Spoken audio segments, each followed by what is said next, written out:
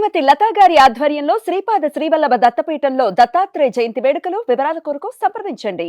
నమస్తే, welcome to Suman TV. నేను పద్మిని. ప్రస్తుతంతో పాటు ప్రముఖ ఆధ్యాత్మికవేత్త, దత్త ఉపాసకురాలు, శ్రీపాద శ్రీవల్లభ దత్తపీఠం వ్యవస్థాపకురాలు శ్రీమతి లతా దత్త గారు మనతో పాటు ఉన్నారు. మాట్లాడదాం. అక్క నమస్తే. అక్క నమస్తే పద్మిని.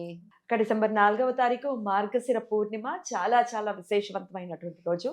దత్తాత్రేయ స్వామి జయంతి. మరి స్వామివారి జయంతి వేడుకల్ని చాలా అంగరంగ వైభవంగా మీరు ఆల్రెడీ ప్లాన్ చేసుకున్నారు.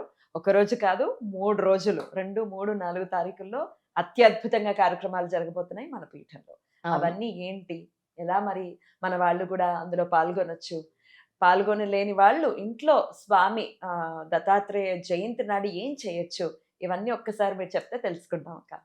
తప్పకుండా పద్మిని. ముందుగా అందరికీ కూడా దత్త జయంతి శుభాకాంక్షలు. దత్త జయంతి శుభాకాంక్షలు అక్క. దత్త బంధువులందరికీ, అలాగే సుమన్ టీవీ ప్రేక్షకులందరికీ కూడా దత్తాత్రేయ జయంతి శుభాకాంక్షలు.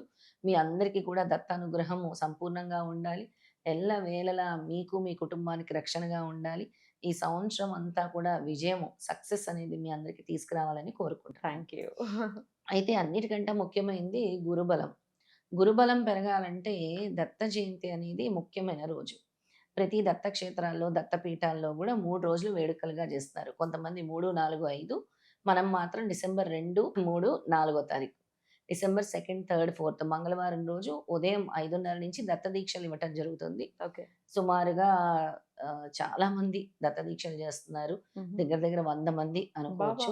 100 మన పీఠంలో నుంచి, మన పీఠంలోనే 100 మంది వరకు దగ్గర దగ్గర అయ్యారు. మన దగ్గర రిజిస్టర్ చేసుకున్నారు దత్త దీక్షలు చేస్తామని. ఈ దత్త దీక్ష చేయటం వల్ల వాళ్ళ యొక్క సంకల్పం నెరవేరుతుంది. ఆ 3 రోజులు 3 రోజులైనా 3 రోజులు 3 రోజులు స్వామి నాకు వచ్చి చెప్పారని చెప్పాను కదా. ఈ 3 రోజుల దీక్ష నుంచి నెక్స్ట్ వాళ్ళు దీనికి అలవాటు పడి మళ్ళీ వాళ్ళ జీవితంలో గురు అనుగ్రహం అనేది పొందుతారు.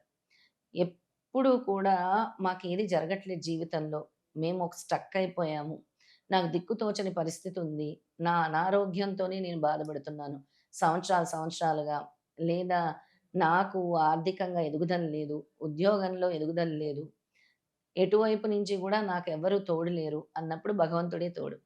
ఆ భగవంతుడు తోడు కావాలనుకునేవారు ఈ 3 రోజులు దత్త దీక్ష చేసి చూడండి, మీ జీవితంలో మార్పు వస్తుంది అని నేను చెప్పడం జరిగింది. అలా అందరూ కూడా ఈ దత్త దీక్షలు తీసుకుంటున్నారు. 3 రోజులు కాషాయ వస్త్రము, అలాగే వాళ్ళకి మాల ధారణ ఉంటుంది. 3 రోజులు దగ్గర దగ్గర ఉండే వాళ్ళందరూ వెళ్ళిపోతున్నారు. కొంచెం దూరం నుంచి వచ్చే వాళ్ళకి భక్తుల ఇళ్లలో వసతి ఏర్పాటు చేశాను. అందరినీ మన పీఠంలో అకామిడేట్ చేయలేం కదా. చేయలేము. కింద 3rd ఫ్లోర్ లో ఒక భక్తుడు ఉంటాడు, వాళ్ళ ఇంట్లో ఒక 5గురిని, పక్కనే శ్రీధరు, రజిత వాళ్ళ ఇల్లు, వాళ్ళ ఇంట్లో 5గురు, మా అమ్మగారి ఇంట్లో 5గురు, ఒక్కొక్కరి ఇంట్లో 6, 7గురు అలా అకామిడేట్ చేశారు. అలా అకామిడేట్ చేశాం. బ్యూటిఫుల్. ఇక కార్యక్రమాల్లో పాల్గొనదలిచిన దత్త భక్తులందరూ కూడా పాల్గొనవచ్చు, పీఠానికి రావచ్చు. ముఖ్యమైన కార్యక్రమాలు ఏంటంటే 3 రోజులు కూడా మహన్యాస పూర్వక ఏకాదశ రుద్రాభిషేకాలు ఉంటాయి. దాంతో వాళ్ళు గోత్రనామాలు, రోజుకి ఒకసారి ఏకాదశమా, లేకపోతే ఏకాదశం 3 రోజులు చేస్తారు? 3 రోజులు చేస్తాం. అంటే రోజుకోసారి ఏకాదశం, రోజుకోసార్లు రుద్రం జరుగుతూనే రుద్రం చదువుతూ రోజుకి ఒక ఏకాదశం అంటే 11 అలా 3 రోజుల పాటు చేస్తాం. ఎవరైతే ఈ ఏకాదశ రుద్రాభిషేకంలో పాల్గొనాలనుకుంటున్నారో రిజిస్టర్ చేసి డైరెక్ట్ గా పీఠంకి రావచ్చు, లేదా వాళ్ళ గోత్రనామాలు ఇచ్చినా కూడా 3 రోజులు మనం అభిషేకాలు జరిపిస్తాం. ఇంకో ముఖ్యమైనది ఏంటి అని అంటే, పెళ్లిళ్ళు కావాల్సిన వాళ్ళు ఈ శనగలతో అభిషేకం చేస్తే మంచిది. అలాగే గురుబలం లేని వాళ్ళు ఈ శనగలతో అభిషేకం చేస్తే మంచిది. అలాగే ఆర్థిక ఇబ్బందులు ఉండే వాళ్ళు కూడా శనగలతో చేస్తే చాలా మంచిది. ఆ శనగల అభిషేకం జరుగుతుంది. తర్వాత దత్తాత్రేయ హోమం జరుగుతుంది పద్మిని. దత్తాత్రేయ హోమం జరుగుతుంది. ముందు రోజు డిసెంబర్ 2వ తారీఖు సాయంత్రం హనుమాన్ చాలీసా జరుగుతుంది 108 సార్లు. ఎవరికైతే కుజదోషం ఉందో, ఎవరికైతే ఏళ్ళనాటి శని ఉందో, అష్టమ శని ఉందో, అర్ధాష్టమ శని ఉందో, రాహుకేతు సర్పదోష బాధలు ఉన్నాయో వాళ్ళు ఈ హనుమాన్ చాలీసాలో పాల్గొనవచ్చు. ఇందులో పాల్గొనటానికి కూడా వాళ్ళ గోత్రనామాలు ఇవ్వచ్చు. ఎందుకంటే మనము ప్రతి రౌండ్ కూడా తమలపాకులు, అరటిపళ్ళుతో పెట్టి పూజ చేయిస్తూ మనం హనుమాన్ చాలీసా చేస్తాం. ఆహాహా! వాళ్ళ చేతే చేయిస్తాం పూజ కూర్చోబెట్టి. ఓకే. ఎవరైనా రిజిస్టర్ చేసి రావాలనుకుంటే. హ్మ్. తర్వాత దత్తాత్రేయ హోమంలో పాల్గొనే వాళ్ళు కూడా హ్మ్. వచ్చి పాల్గొనటం వల్ల హ్మ్. ముందు వాళ్ళకి సక్సెస్ అనేదొస్తుంది. హ్మ్. ఆర్థికంగా పురోగతి లభిస్తుంది. హ్మ్. జ్ఞానాన్ని పెంచుతుంది. హ్మ్. అప్పటి వరకు మీకు లేని డైరెక్షను గురు దత్తాత్రేయ స్వామి డైరెక్షన్ చూపిస్తారు. హా!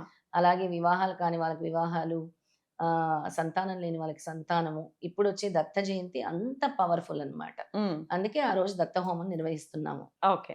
అది దా 4 తారీఖు ఉంటుందా అక్క? మూడో తారీఖు. అది 3 తారీఖు. 3 తారీఖు హ్మ్. డిసెంబర్ 3 ఉంటుంది. హ్మ్. వీటితో పాటు సామూహిక గురుచరిత్ర పారాయణాలు, హ్మ్. అఖండ సిద్ధమంగళ స్తోత్రము, హ్మ్. అలాగే లక్ష పుష్పార్చన పద్మిని. హ్మ్. లక్ష పుష్పార్చన ఈ హ్మ్. దత్త జయంతి రోజు ఎవరైనా ఫలం, పత్రం, పుష్పం హ్మ్.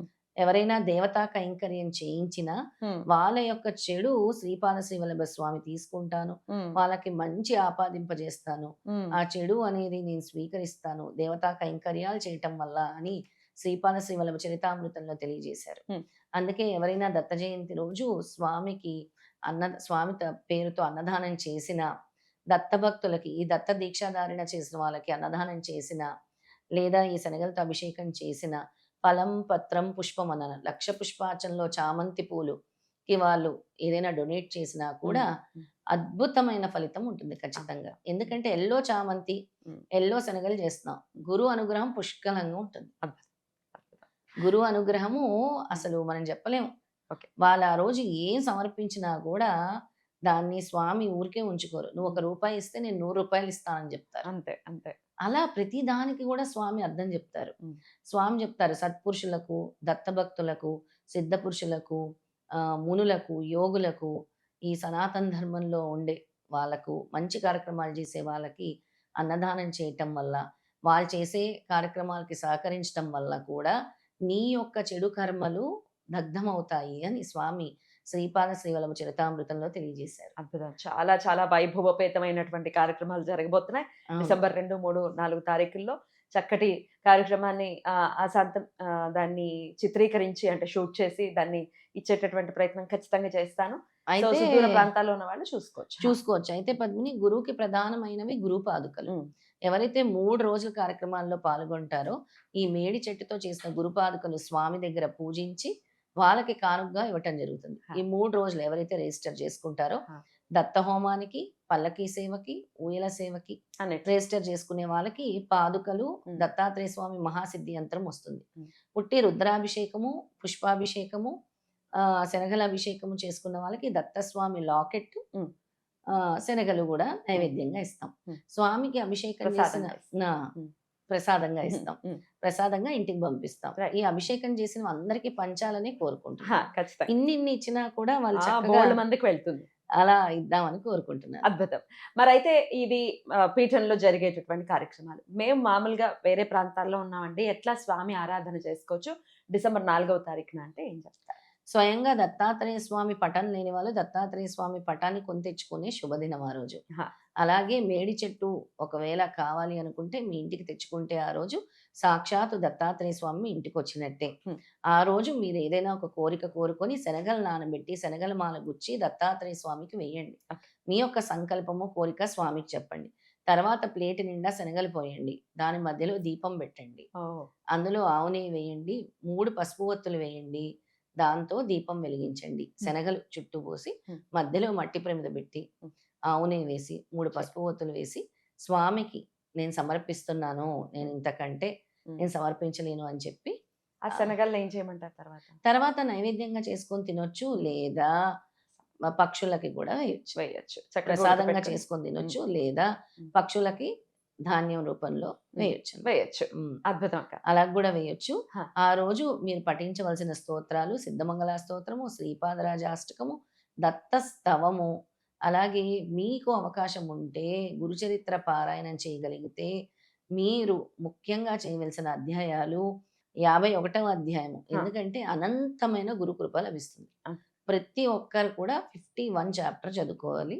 అలాగే ఫస్ట్ చాప్టర్ చదువుకోవాలి. 1 అండ్ 51. 51. ఆ! ఈ 2 చదువుకోవటం వల్ల దత్తాత్రేయ స్వామి అనుగ్రహం ఉంటుంది. రైట్. అలాగే మనం దత్తపంజర స్తోత్రం కూడా చెప్పాము. అవును. ఆ దత్తపంజర స్తోత్రం ఎవరైతే 11 సార్లు చదువుకుంటారో చాలా మంచిది ఆ దత్తపంజర స్తోత్రం. Right. ఆ రోజు చదువుకోవాలి ఆ దత్తపంజర స్తోత్రం. అద్భుతం అక్క. చాలా చక్కగా చక్కటి కార్యక్రమాలు మీరు చెప్తూ ఉంటేనే కళ్ళ ముందు అలా కదులుతూ ఉన్నాయి. ఏమేం జరగబోతున్నాయంటే పీఠంతో ఉన్నటువంటి ఆ అవినాభావ సంబంధం ఖచ్చితంగా ఇక్కడ ఇది జరుగుతుంది గదా! అని అనిపిస్తూ ఉంది. అనిపిస్తూ ఉంది. సో, అవును. అది కళ్ళకి కనబడుతోంది. అంతకంటే వైభవోపేతంగా ఊహకందనంత రీతిలో జరుగుతుందనేది ఖచ్చితంగా బలమైనటువంటి నమ్మకం. అవును. All the very best. Thank you so very much. దత్త మరి భక్తులందరికీ ఆహ్వానం హా! పలుకుతున్నాను. ఒకవేళ మరి మేము అభిషేకం చేయించుకోవట్లేదు, రుద్రాభిషేకం చేయించుకోవట్లేదు, పుష్పార్చన ఏమీ చేయించుకోవట్లేదు, చేయించట్లేదు. ఏమి చేయించట్లేదు. కనీసం వచ్చి చూడొచ్చా అంటే చూడొచ్చు. Of course. స్వామి దగ్గరికి వచ్చి చూడొచ్చు, అన్నప్రసాదం స్వీకరించొచ్చు. అందరికీ అన్నప్రసాదం ఉంటుంది. అందరికీ అన్నప్రసాదం ఉంటుంది. ఉదయం టిఫిను, మధ్యాహ్నం భోజనము, రాత్రి టిఫిన్ కూడా ఉంటుంది. రైట్. మీ కళ్ళారా ఇవన్నీ చూసుకుంటాం. నాకు స్వామి ఇంతే శక్తి, చూసే శక్తే ఇచ్చారంటే ఖచ్చితంగా వచ్చి చూసి రావచ్చు. వెళ్ళొచ్చు. Most welcome. Most welcome. దత్త బంధువులందరూ కూడా. చాలా చక్కగా తెలియజేస్తున్నారక్క. కృతజ్ఞతలు. నమస్తే. నమస్తే రా.